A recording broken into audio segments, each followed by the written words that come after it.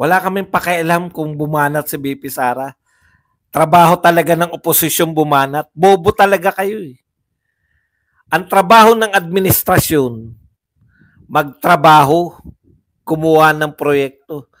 Trabaho, para maunawaan lang ng mga tokmol. Trabaho naman ng oposisyon, bumanat, humanap ng...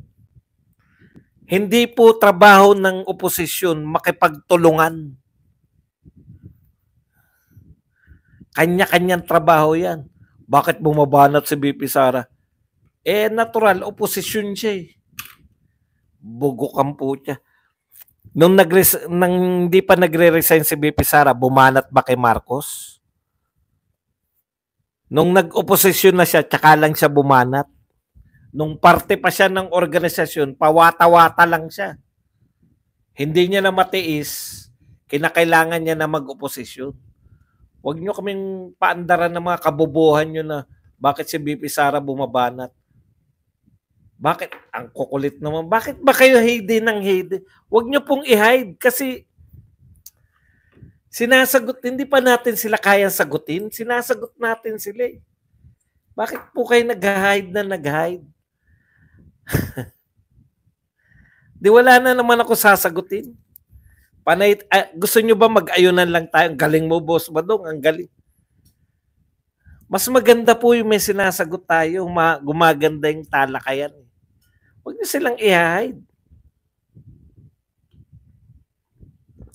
O ano na, gagawin natin yun. Okay lang.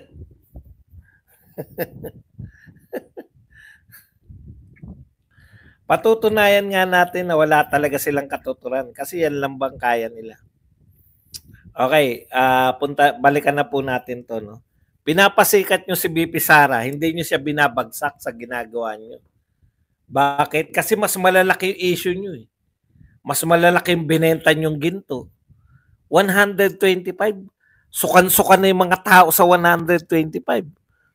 Yan bang 125 na yan, binulsan ni VP Sara? Hindi naman nila masabing binulsan nila. Hindi naman nila masabing binulsan nila eh. Ni VP Sara eh. Ninakaw ba yung mga yan? Hindi naman ninakaw. Ano lang, ginastos.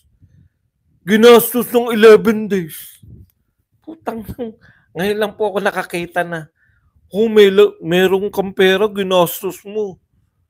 Di ba dapat ang pera gastusin? Tignan niyo yan ha. Kaya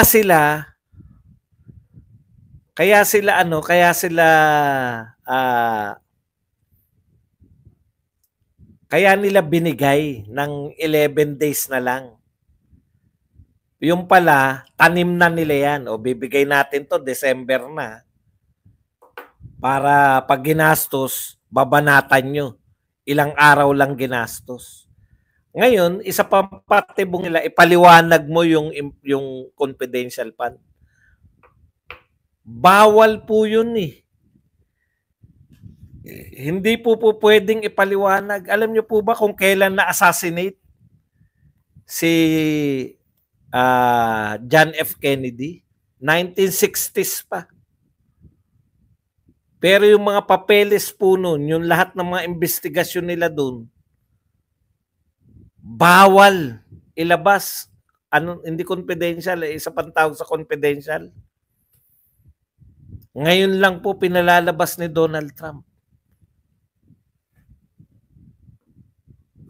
1963 pa yun ha. Pag binasa mo lang yun, classified. Classified information. Hindi po pwedeng basahin man lang. Confidential.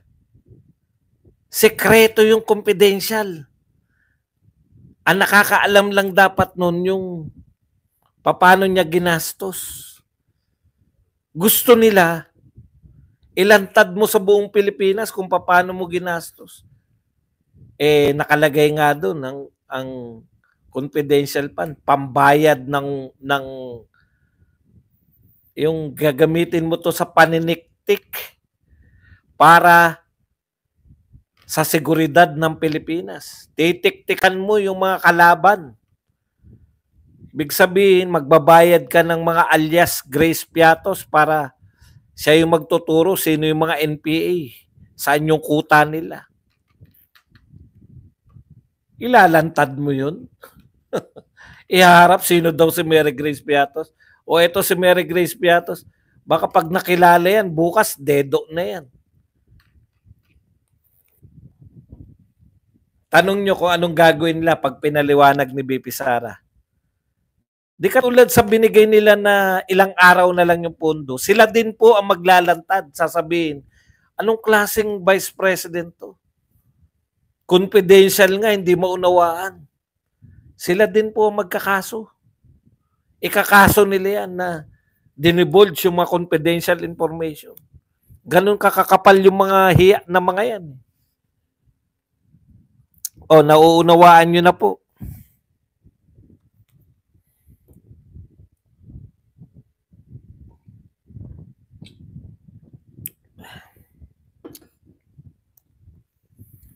Mas malaki yung mga issue ng Vice-Cam eh.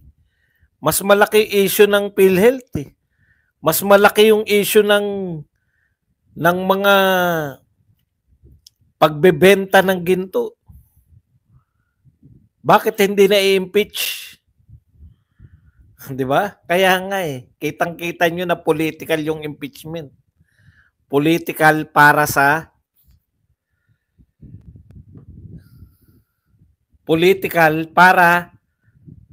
si BP Sara ma-eliminate. Siya kasi ang pinakamalaking hadlang sa kanilang ambisyon. Napakarami pong issue. Kahirapan. Taas ng presyo ng bilihin. Walang pumapasok na foreign investment. Ginto mo? Ikaw, ginto mo yan? Ginto ng Pilipinas yan, tanga. Ang bobo nito. Ginto mo? O kasama ka ron. Ginto natin yan. Akala mo ba ginto ng Marcos yan? Napaniwala naman kayo na ginto ni Marcos yan binenta? Ganon kayo kabubugok. Kasi mga ano yan eh. Mga, alam nyo, huwag nyo na po silang tanggalin. Sinasagot ko nga sila eh. Dahil masaya po. Pag tinanggal nyo po lahat na kumukontra, ang pangit na po ng channel natin. Galing mo, Boss Buds. Tama ka dyan, Boss Buds. Oo nga, Boss Buds. Ayaw nyo bang may kumukontra? Huwag nyo tanggalin yung mga tao. Nakailang sabi na ako na huwag nyo tanggalin. Masaya yan eh. Nakita ko na sa ibang channel ko yan. Pag may pumapasok, sumasaya po. Ang pangit yung mag-aayunan lang tayo. Tama, maganda talaga yan, may kontra. Nag-sorry na po si Senator Bato, Ronald De La Rosa, sa kanyang mga tirada pangungutya dito po kay Percy Sendanya. Yan. Na-stroke survivor. Alam nyo, wag nyo pong, kung ako po kay Percy Sendanya, ano ko po yan eh. Lahat po na nagsasabi na ako ay stroke survivor. Alam niyo po, hindi po, kung ayaw po, eto po yan ha, kung ayaw po ng tao na ilantad yung kanyang sakit, hindi po pwedeng binubulgar yan. Para po yung, eto 2.5 po, akala nila nakakabuti kay tabingi eh.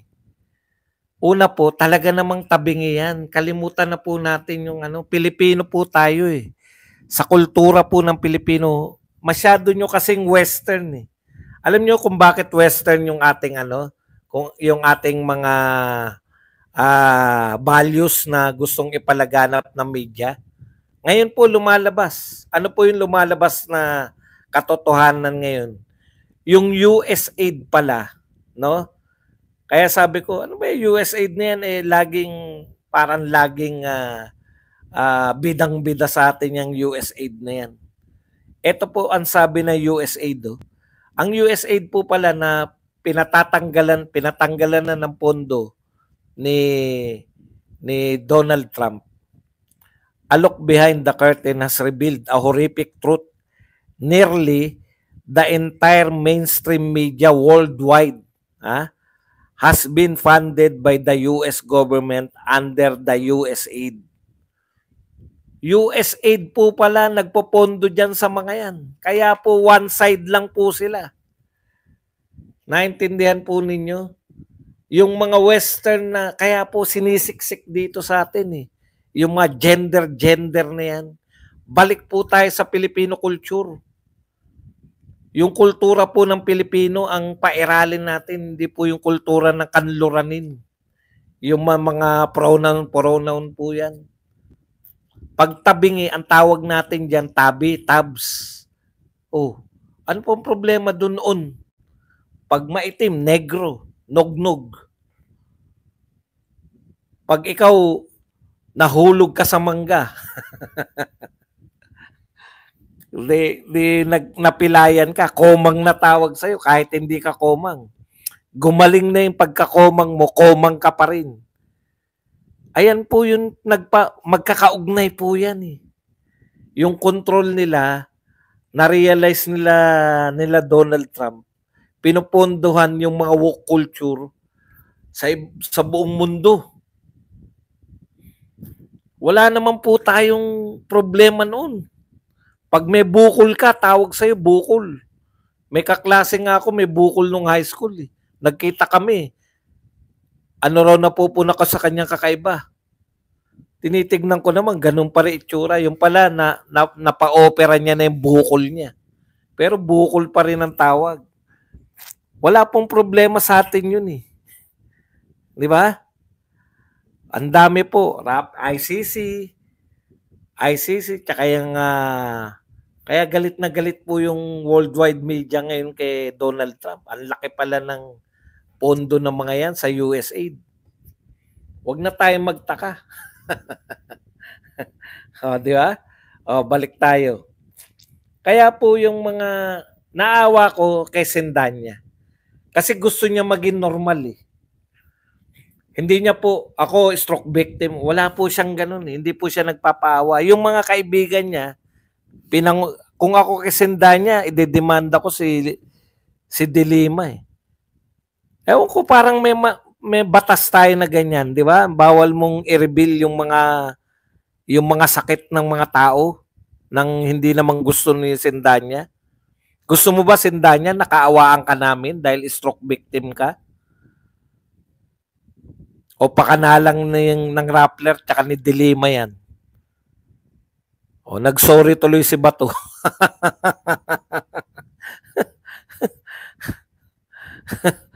Correct. Pag dilat ang mata ko, kak.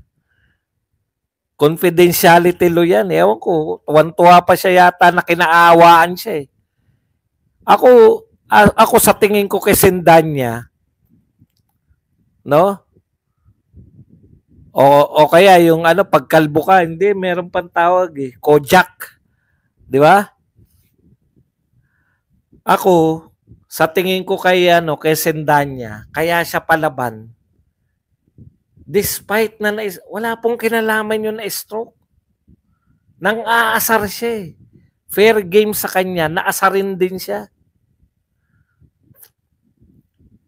Tanong nga pala, bakit kayo po ang apektado? Pati po media apektado. Nung sinabi po ni BP Sara na mas masakit pa yung iwan ng boyfriend at girlfriend, takang-taka ko pati media po apektado eh. Bakit ganun ang attitude ng Vice President? Ano po bang gusto nyong attitude? Naglulupasay? Makita nyong stress na stress? Yung po bang gusto ninyo? Ibang-iba po. Diyan po pagpapakita na maliit na problema, tinitreat na maliit. Handa kasi si BP Sara. Alam niya kasi na wala naman tong kaso na to. Jaywalking lang kamag-anak nito. Hindi po pwede. Pwede ka talaga pag nag-jaywalking si BP Sara, pwedeng makasuhan, di ba? Pero ano po ang parusa sa jaywalking? Multa. Sapat na ba yun? Kasalanan po ba yung jaywalking? Kasalanan po. Ganito po yan yung pagtanaw. Kasi parang yung iba nag-isip, ay ganun pala. Bakit? Kahit may kasalanan, hindi pwedeng ma-impeach. Opo.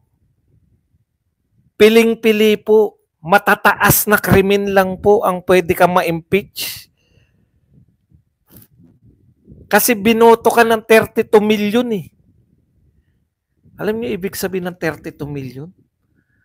Ngayon, ganito po ang pananaw dyan. Yun pong tumawid ka nang wala ka sa pedestrian lane. Yan po ba ay kasalanan? Kasalanan po. Ang tawag po dyan, jaywalking.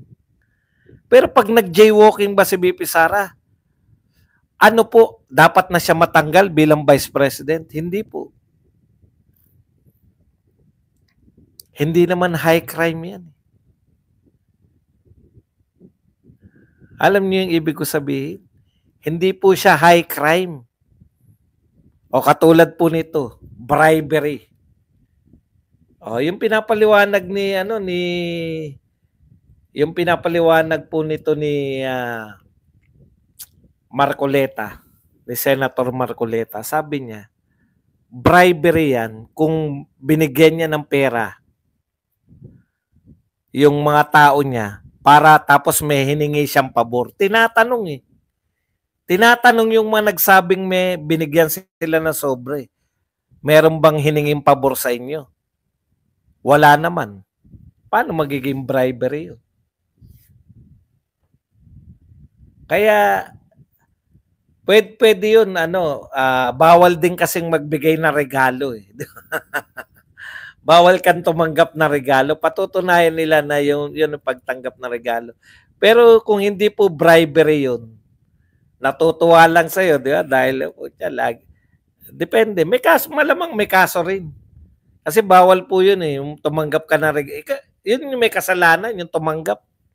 Bawal kang tumanggap na regalo. Hindi nyo ba alam yun? Pero hindi po yung sapat para ikaw ay ma-impeach. No? Hindi po yun na sapat. Okay. Kaya sila po yung stress eh. Ang dami nila stressor. Nai-stress po yung mga congressman natin. Kasi sa totoo, nakatutok po sila sa nakatutok po sila sa eleksyon na. Nakatutok yan sa eleksyon eh. Kasi nagsalita yung Pangulo, nakita nila Iglesia, 2 milyon na lumabas para tutulan yung impeachment. Nagsalita yung Pangulo, ayaw niya sa impeachment.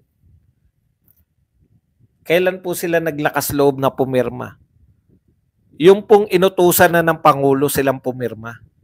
Indirectly. Yan, indirectly. Ano po ibig sabihin na indirectly? Kung nakita ko po na nangunguna sa pirma yung presidential son, ano po maiisip ko? May basbas to ng Pangulo. Nangunguna yung presidential son eh. Logic lang yan. Kung yung presidential son, number 1, kahit po hindi mangampanya yan, ibig sabihin yan, may basbas to ng Pangulo. Yan yung pananaw, magiging pananaw mo. Gusto na ng Pangulo to. Kaya nagpirmahan. Bakit sila stress na stress? At si BP Sara, pati po yung aura ni BP Sara na hindi sila pinapansin. Bakit hindi pinapansin? Galit sila. Bakit hindi niya pinapansin? Bakit binabaliwala niya? Alam niyo, galit na galit yung media tsaka yung mga congressman na pumirma. Bakit daw baliwala lang kay BP Sara? Ang gusto ko sa nila, nagwawala na si BP Sara. Magsasalita na naman ng kung ano-ano para may dagdag na naman sila sa kaso. Hindi po nagaganap. Sila ngayon ang galit. Bakit hindi pinapansin ni BP Sara? Okay.